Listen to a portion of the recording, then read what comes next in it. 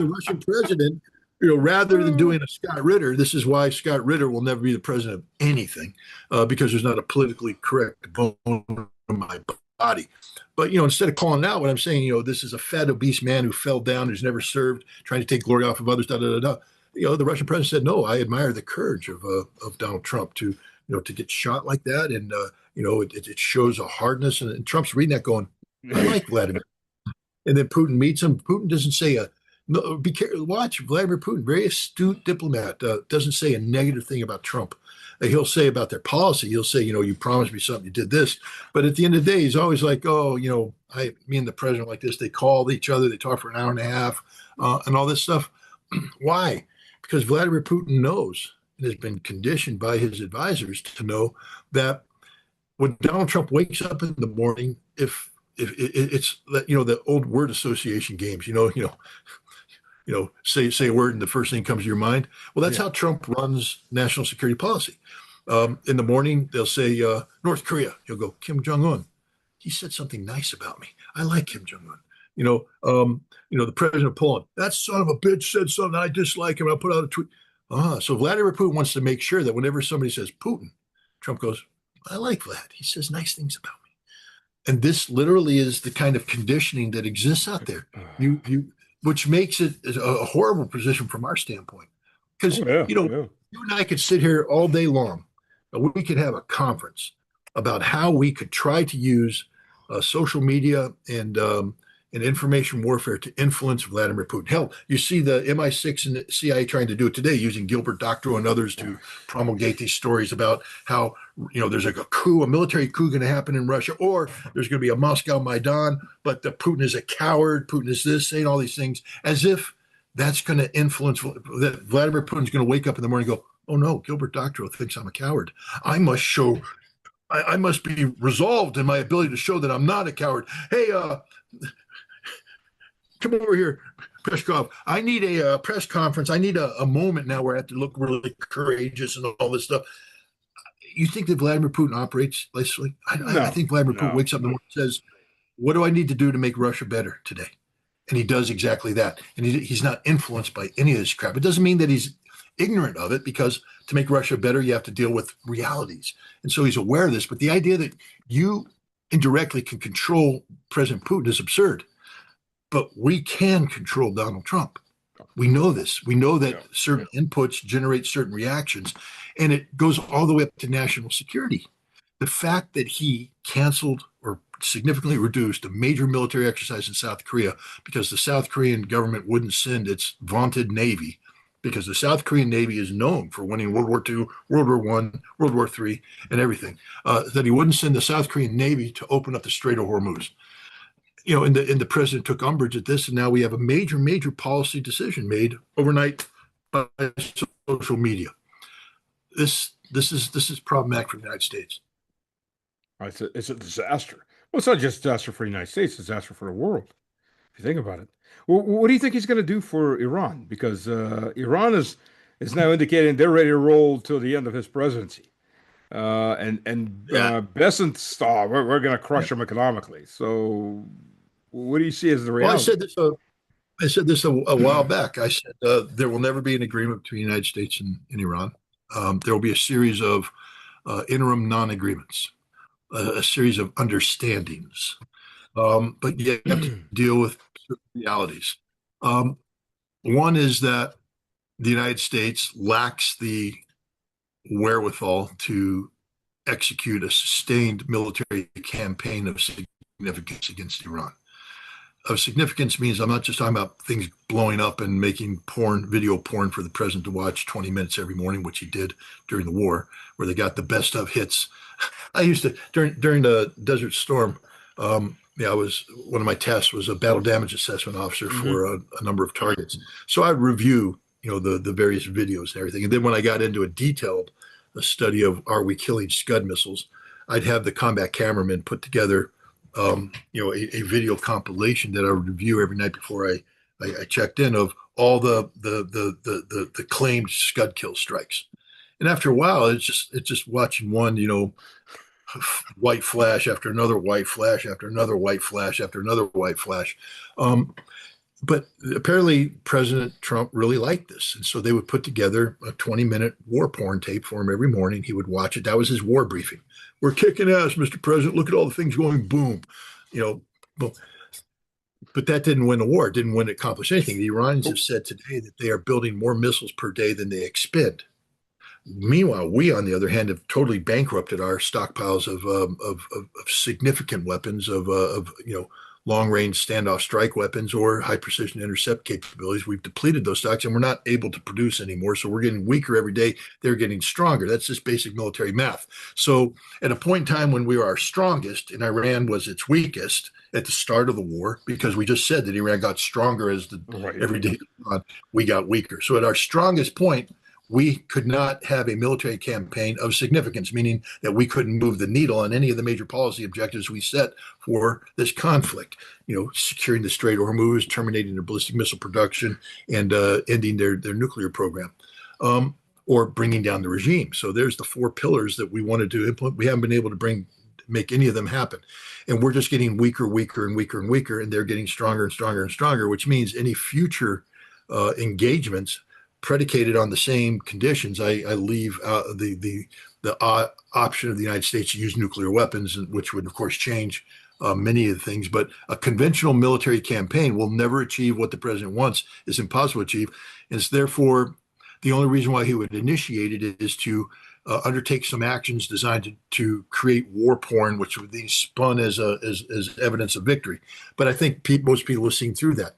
So we don't have the ability to back up any of the threats the president makes about massive retaliation and things of that nature. Iran, on the other hand, while they're in a good military position, really needs the economy to get back on footing too. So we have Very to true. avoid escalation of conflict, and Iran wants to avoid it so they can get their economy back running. So we have an area of mutual interest, conflict avoidance. We avoid it because we can't win. They avoid it because they want their economy to stabilize and grow. And so, because we have these mutual understandings, even though we don't talk about it, they're just assumed because they're so obvious. We will have periods of time where both sides aren't fighting because the United States can't win and Iran wants economic stability. Every once in a while, that's going to collapse, and there's going to be a boom, boom, boom, missiles, etc., boom, boom, boom, and then we'll go back to the mutually supporting centers of gravity: economic stability and conflict avoidance. And I think that this is going to um, drive America through the midterm elections. And then after the midterm elections come, there will be a new political reality. War is an extension of politics by other means. And I think the president will make a decision to cut and run from the Middle East. I think we come back to some of the basics. We go back to the national security strategy put out by Donald Trump. The national security strategy is predicated on the creation of Fortress America, which means that the United States is going to pull the plug on Europe and the Middle East. Mm-hmm. We were going to shift significant resources to the Pacific, but we're reconsidering that now because we don't have any resources to shift. But Fortress America, you see the emphasis on Cuba today. Cuba is our number one, seems to be our number one policy priority, to build on the success of Venezuela by picking on Cuba. I think this is the direction the United States is heading. So I do believe that we're going to see the United States not only significantly reducing its holdings in Europe, up to and including perhaps termination of NATO as a former military alliance involving the United States. And we're going to see the United States renegotiate its posture in the Middle East. I think you're going to see permanent base closures. I don't think the Fifth Fleet's ever coming back to Bahrain. I don't think CENTCOM's going to return to Kuwait or Qatar. I think the United States is going to be gradually divorcing itself from this. Our last holdout might be the United Arab Emirates and Saudi Arabia, but even both those nations, Saudi Arabia is looking for a new security pact or understanding with Pakistan and Turkey, and the UAE is just lost because it sold its soul to Israel, and Israel sucks as a partner. But I think the United States is on the way out. And the Middle East is a self-solving problem. Oh yeah, it is. I mean, the only wild card there is Israel, but that's not really a wild card. We have a major election coming up in Israel where Netanyahu may not win, and his political opposition will while they're never going to be friendly with Iran or they're recognizing that war is not the solution. The war is the problem. And so I think that you Do may you see think so? Israel. Do you Yeah, think that the opposition's? Because I've heard a lot of on the opposition that they're more psychotic than Netanyahu is. They're I don't further to the extreme. that's like I don't know. That's like saying that Goebbels was worse than Hitler. Um, Yeah, they're it's both. a good point. But no, but the two main people are recognizing the need to bring an end to the war. Hmm. How they bring it into a war is, another question. When the Americans and the Brits were up in Murmansk and Arkhangelsk, when the Brits said that they're going to withdraw, their solution was a massive bombardment of the Bolshevik lines, Hmm. or leaving. So, escalate to de-escalate has always been a principle that's been applied in military. So, who knows what these sickos, but I think Israel is a problem that can be contained, not solved in the near term, but contained by the United States. But that the United States is on the way out from the Middle East, and this defeat in Iran, which we aren't going to openly acknowledge, just like, remember Vietnam, it was peace with honor, peace with Yeah, honor. yeah. No, no, it was peace because the American people lost, would not support the war. Um, and our military is falling apart. Here, we literally have a military falling apart at the seams right now. Yeah. Uh, and the American people are rapidly losing whatever enthusiasm they had about the conflict in Iran. I think it's going to be the same thing. Trump is looking for peace with honor. Let's modify it to the Trump thing, peace in a way that makes Donald Trump look like the victor.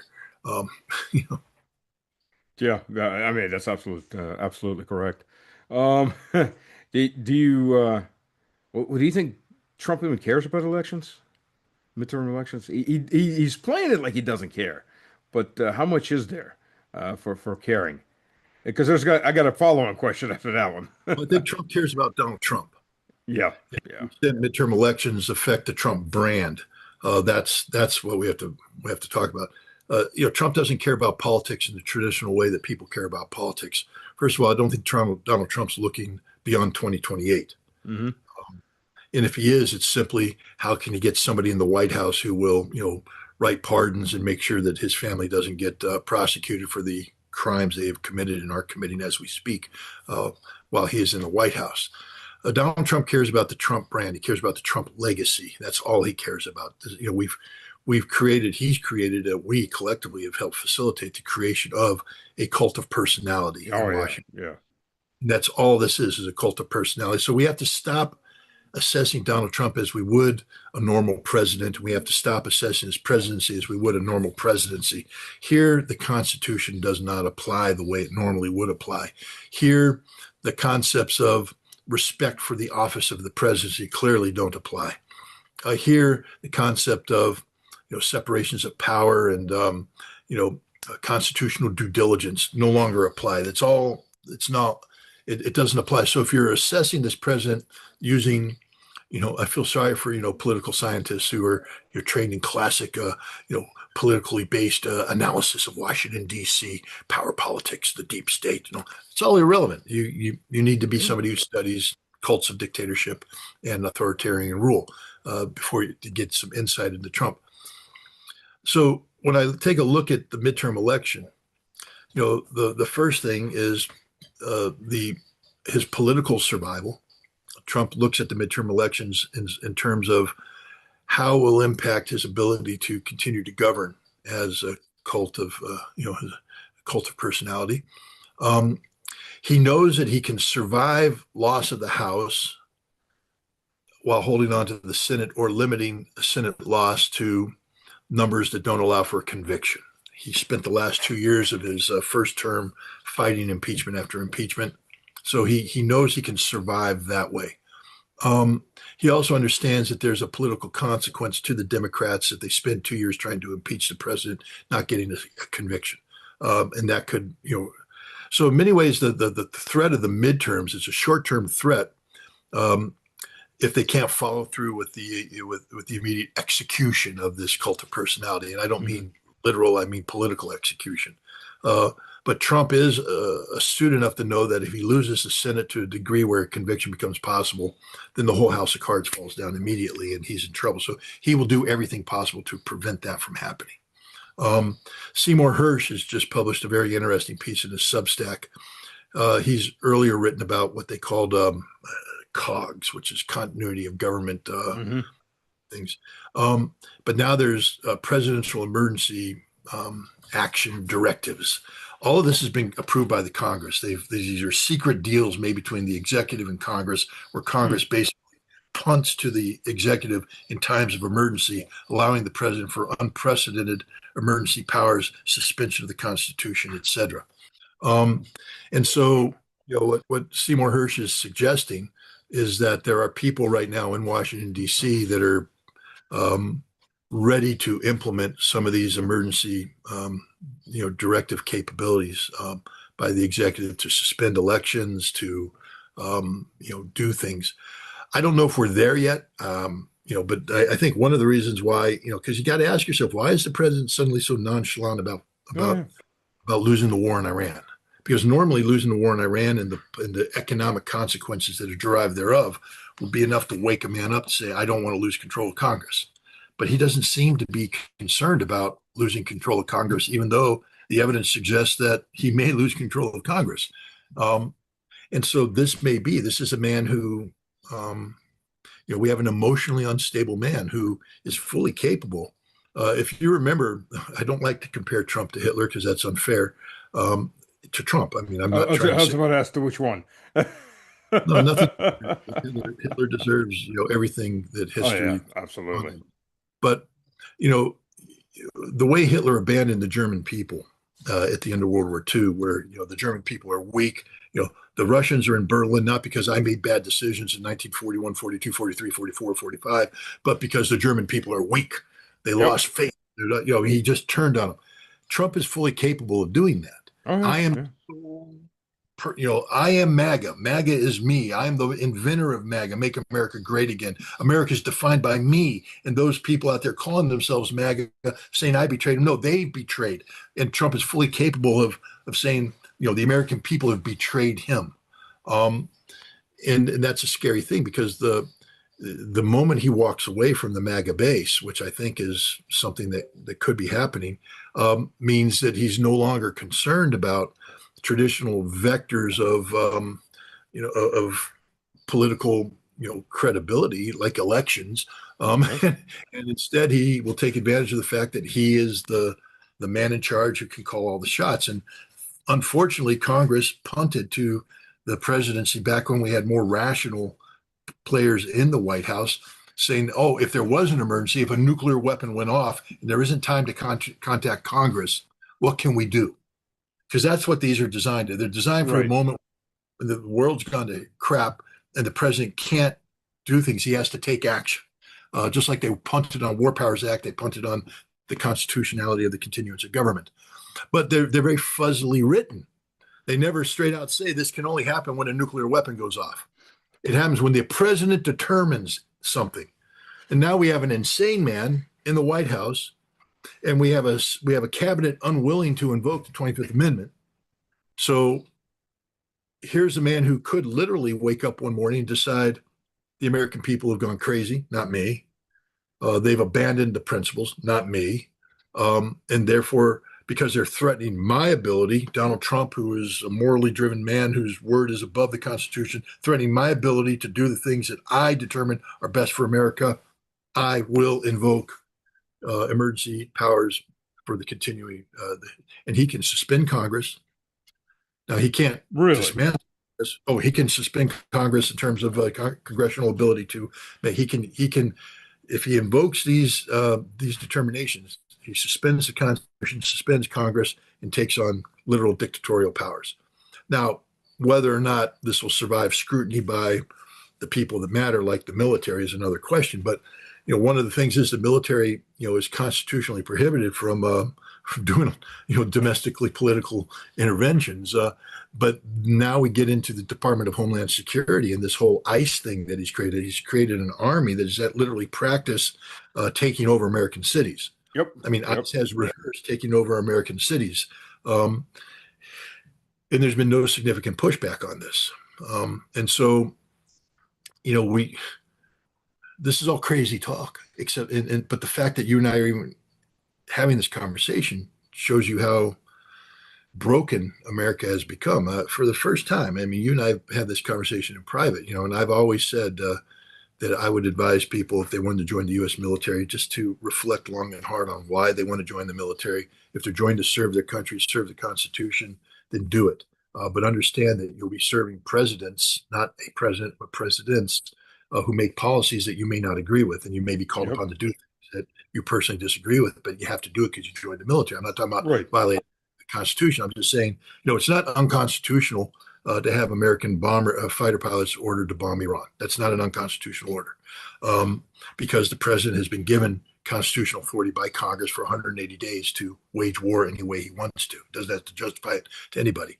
Um, if you didn't want to bomb Iran without moral justification, you shouldn't have joined the military. But but you joined because of the potential to actually defend your country in times of real crisis. But today, I would not advise anybody to join the military, and I advise everybody who's in the military to, as soon as your enlistment's up or your commission's expired, to leave the military, because the military no longer serves the Constitution. The military serves a cult of personality, and you will be asked to do things that are, as anti-American as the day is long. And I think we may be coming up on one of these periods where, if Seymour Hersh is correct, and these the PADs, I think they're called, President of Emergency Action Directives, are put in place by the president, and they exist. This isn't some hypothetical George Orwell Right. novel. Right. They exist. They're in COGS and PADs. They exist because Congress has abrogated its constitutional responsibilities. Congress should never give up anything. Congress should say, I mean, if I were a member of Congress and somebody from the executive came in and said, if a nuclear bomb goes off and I can't get a hold of Congress, I'd say, well, we got big problems at that point in time, but you will get a hold of Congress. This country doesn't function without Congress. Actually, why don't we reverse it, Mr. President? Why don't we do the following? If any group of 5 or more members of Congress get together and they can't reach you, why don't we create laws that they run the country now? How about Yep. that, Mr. President? Why do we have to give authority to you? Congress should never have done this. Congress should have said, no, you cannot do anything unilaterally. If the country's so broken that you are the only one around, then maybe there isn't a country worth you leading anymore. But Absolutely. the fact you must reach out to Congress, you must reach out to somebody, you must have some member of Congress advising you on this constitutionally, or else this whole thing called the Constitutional Republic isn't worth saving anymore. But no, Congress went, oh, no, we're going to give the president everything he wants. Everything he wants. And now we have a madman in the presidency who's been given everything he could possibly hope for. And this is one of my concerns. You asked the question, is Trump worried about elections? I don't think Trump's worried about elections at all, because I think Trump is one of the biggest Trump card of all, which is the gift that Congress has given him to dissolve this entire constitutional mess that hangs around his neck and do things dictatorially. That is a scary thought, because there's 50 states though. I mean, I think at least some of the states would probably rebel at something like this. I don't know, You because think? here's the thing. First of all, I don't. This is not America 1950, 1858, 1859, 1860. We don't have powerful state militias. We have national guards that can be federalized at a moment's notice. And And off here's an the thing: arm. you have to ask yourself, okay, am I okay? I'm a member of the National Guard, New York Hmm. National Guard, and the president does a decree that's based upon a law, a secret law, but a law that Congress in the United States passed. Now the governor is asking me to rally to the state. All right, I'll do that because I received a lawful order from the governor. But then the president comes out and says, no, I federalized the National Guard. You now work for me. Yeah. So I'm sitting here going, now I'm there in front of my troops saying, this isn't Robert E. Lee rallying the gentlemen of Northern Virginia to the Southern cause, defend the state of Virginia. How many people in the New York National Guard are going to rally to the defense of New York when the president issues a lawful order saying, I have federalized you, you are responsible to me now? And they say, what about the Constitution? Well, I have emergency power authority from the Congress that allows me to do this. You see what I'm saying? There's not Oh a yeah. single There's not a single state out there that will be able to rally militarily significant forces to constitute a rebellion against Trump. This is the reality of the state of play in America. There are inner cities that Trump will lose control of. He'll lose Portland. He'll lose Minneapolis. He'll lose LA. He might even lose inner city New York for a while. There will be urban uprisings. There may be some areas in America where farmers get together for a day and a half. But then the power of the United States government will be brought to bear, and these rebellions will be crushed, and there won't be anything that can stand up against them. And suddenly people will be looking at being treated as treasonous, traitors. And how many people are. So you're given the choice. I just shut up and I continue to do my job and get a paycheck and pray for economic stability and sustainability, or I can do what's right and go out there and say, hell no, the Constitution is, I'm here, and I'll be surrounded by 150 other well-meaning patriots who have water guns as their weapons, and then the tank comes in, kills us all, or arrests me, put me in jail. Now what do I do about my family? What about my wife and kids? Now I don't have a job. We lose our home. I just don't see in the United States the ability for any meaningful resistance to something the president might do, because it's linked to the law. It's linked to the Constitution via Congress's abrogated responsibilities. And, the courts have yet to weigh in on this, but if the president declares emergency powers, the courts will have no say. So I think there's going to be a rebellion in the United States. I think the United States is rebellion incapable. We have lost, we lost this capability a long time ago because we're citizens in names only. There's Yeah, no real yeah, American citizen. If there were, they'd be in the streets every day protesting the violation of the Constitution that occurs 24 hours a day, 7 days a week. They'd protest the blatantly illegal actions of the United States military abroad. Menab would be on the tongue of every single American, as would Starobelsk. Elon Musk would be in jail for empowering Starlink to launch military strikes against Russian civilians and Iranian civilians. The American people don't care about that. We don't care the fact that we allowed HIMARS to be weaponized against the women and children of the Donbass. We don't care. We don't care about any of this. All we care about is being wrapped in a cocoon of comfort, and we need to be lulled to sleep by whatever frickin' stupidity we can access on the internet that night.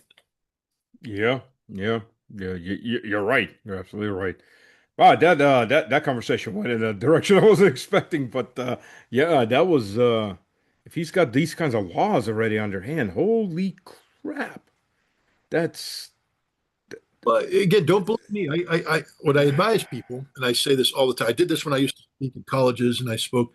I said, you know, view me as an agent of disinformation. Whenever I prove me speak, I wrong. want everybody to go, "Whoever is out here telling lies, prove me wrong. Go out and prove me wrong." Okay. If I misrepresented Seymour Hersh's article, go read it. It's on his Substack. That Read that it.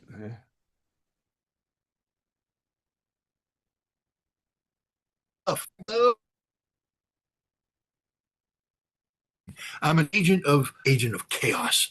Don't believe a word I said, but please prove me wrong. Prove me wrong. Go out there, prove me wrong. And if you can't, then maybe wake up, shut up, sit down, and start thinking. Because all I'm asking people to do is function as a freaking citizen. A right. citizen isn't a Republican or Democrat. A citizen is somebody who has empowered themselves with absolute knowledge of the Constitution and constitutional responsibilities. And here we have a situation where the Congress has abrogated its responsibilities. Normally, if something of this nature was made public, people would be in the streets screaming their head off. Yeah. It's incredible. Silent. Yeah. Yeah. It is So prove it absolutely incredible. wrong. I think the only bright light do we freeze up? Yeah, I think we froze up. Scott, can you hear me? I You back? see. Okay. I hear you. Yeah, yeah, yeah. I was gonna say, I think the only bright light on the horizon here is the fact that Trump's 80 years old. I mean, if he was 60 with a cult of personality, and he's got another good 20, 30 years to go. You know that, I mean, he's 80 years old. The chick he's having an affair with. I don't know, man. The guy's acting like a man half his age, so he might live forever. You never know. there's that possibility. Well, hell, Biden's still walking around barely, but amazingly enough. Yeah. Yeah, yeah, you're right. He may still be around for a few more years or a decade or two. Oh, geez, that He'll be 82 and 28, and if he waives the Constitution, he may decide for a third term. Who knows? well, Edison has already had they already had rallies where Madeline Edison comes out there. I'll give you another 250 million for your third run, and we've got lawyers working on it, and everybody starts chanting third term, third term.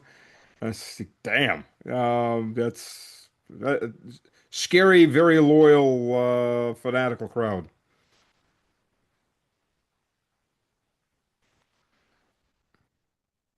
That's the danger of a cult of personality. It is. It is. I think every nation goes to that sooner or later. Every society, every nation. Not all of them survive it, but they all go through it. The U.S. isn't Yeah. going to be an exception, I guess. Damn. That's something to think Well, about, we shall Scott. see. That is a lot to think about. I want to thank you. It's always a pleasure having you on, and it's always afterwards you just gotta kind of sit down and go, damn.